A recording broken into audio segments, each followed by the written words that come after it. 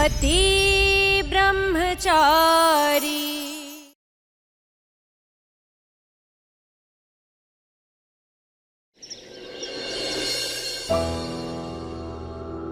जी भाऊजी। हाँ सरजू, देख हम लोग 5 दिनों के लिए स्विट्जरलैंड जा रहे हैं और तू भी हमारे साथ चल रहा है। एक काम कर, अपना पासपोर्ट और बाकी के डॉक्यूमेंट सबमिट करा दे वीजा के लिए और फिर टिकट करवा लेना, ठीक है? ईशा जी, भाऊजी को ना कहना बहुत मुश्किल है मेरे लिए। अब देखती हूँ क्या कर पाएगी ईशा। सूरज, तुझे चलने के लिए हाँ कहना ही पड़ेगा गुलाब जी के सामने। सरजू, कुछ सुना मैंने क्या कहा? जी जी भाऊजी, पर भाऊजी मैं कैसे, मेरा मतलब है कि ये सफर तो जोड़ों का है ना। मेरा आप दोनों के साथ आना, आप दोनों के बीच आना जैसे कबाब में हड्डी के बराबर होगा भाऊजी। अरे कैसी बातें कर रहा है तू? मुझे मना कर रहा है? अपने बाबूजी को? नहीं भाऊजी, वो मैं आपको मना करने की कभी सोच भी नहीं सकता, लेकिन सूरज और विद्या का एक अतीत है पापा।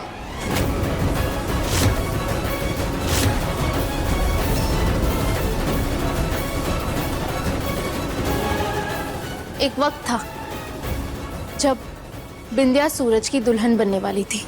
वही रिश्ता बनने वाला था जो आज आपका और विद्या का है, पति पत्नी का रिश्ता। पापा, अजीब तो लगेगा ही ना सूरज को भी और शायद विद्या को भी। ये सारी बीती बातें हैं जिसे मैं भुला चुकी हूँ। हाँ बिल्कुल, वो तो नजर आ ही रहा है विद्या कि तुम सब कुछ भुला के आगे बढ़ चुकी हो।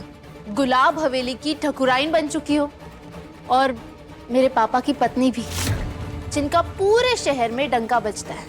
देखो, सूरज का बॉडीगार्ड बनना एक बात है, लेकिन वो अगर तुम्हारे साथ जाएगा तो दुनिया बातें बनाएगी और इससे मेरे पति सूरज सिंह और तुम्हारे पति गुलाब सिंह जी दोनों की इज्जत जाएगी।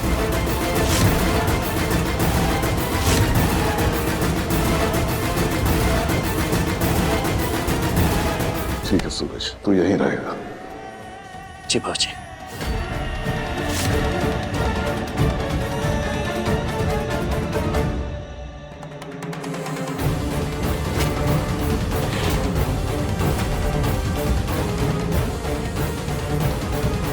साहब जी, आपने ये सब क्यों किया? आप जानते हैं ना ये सब ईशा का बनाया हुआ प्लान है और सूरज का हमारे साथ जाना बहुत जरूरी है, आपकी सेफ्टी। विद्या, सरजू के पहले भी गुलाब था और सरजू के बाद भी गुलाब रहेगा। अब वो चाहे पाव भाजी की स्टॉल चलाए या कुछ और करे, हमारा मकसद सिर्फ उसे सही रास्ते से हटाना था जो मोहल्ले को खाली करवाने वाले प्लान की वजह से हो गया। अब वो वापस हमारी नौकरी बजा रहा है। अब वो हमारे साथ हनीमून पे आए या ना आए क्या फर्क पड़ता है, रहेगा तो हमारा गुलाम ही और तुम्हारा बॉडीगार्ड। अब ये बेकार की बातें छोड़ो, पैकिंग शुरू करो, हमें निकलना है। बात खत्म।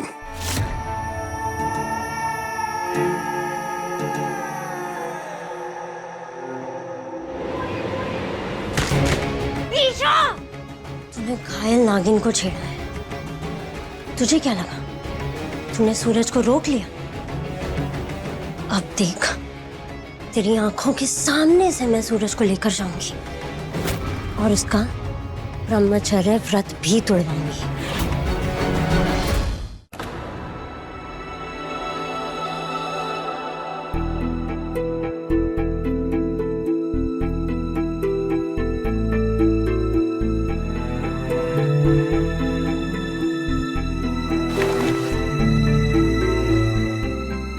काव्या, तुमने आरव भैया को ऐसी मन्नत क्यों रखने दी? क्यों? बोलो ना, बोलो काव्या। आरव भैया, इधर आइए, इधर आइए, आइए, बैठिए, आप बैठिए। अब बताइए आप, आखिर ऐसी क्या बात हो गई थी आरव भैया जो आपको इतनी कठिन मन्नत उठानी पड़ी? हाँ, अरे हमें बताते, हमसे बात करते। ऐसे कोई घुटने के बल चलकर मंदिर जाता है क्या भला? हाँ बताइए अब क्या हुआ था आरव भैया? भाभी, जब भूल बड़ी हो ना तो प्रायश्चित भी बड़ा करना पड़ता है। तो यही मान लीजिए कि मुझसे बहुत बड़ी भूल हुई है।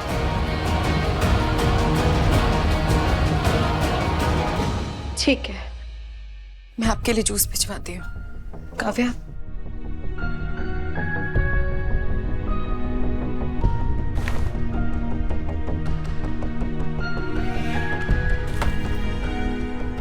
अबे अब मैं तुमसे माफी मांगता हूँ तो तुम्हें गुस्सा आता है ना। मेरा माफी मांगना तुम्हें झूठा लगता है, इसलिए मैं आपसे तुमसे माफी नहीं मांगूंगा, क्योंकि मैंने जो किया है वो पाप है और उस पाप की सजा मुझे मिलनी ही चाहिए।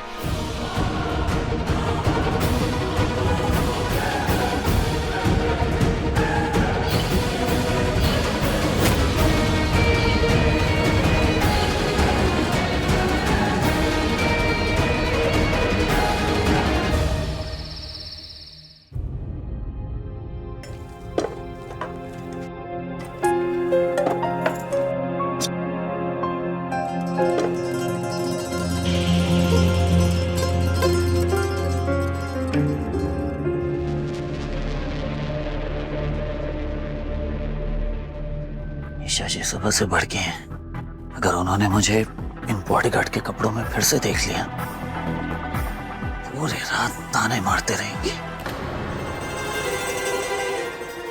चुपचाप यहां से निकलते हैं।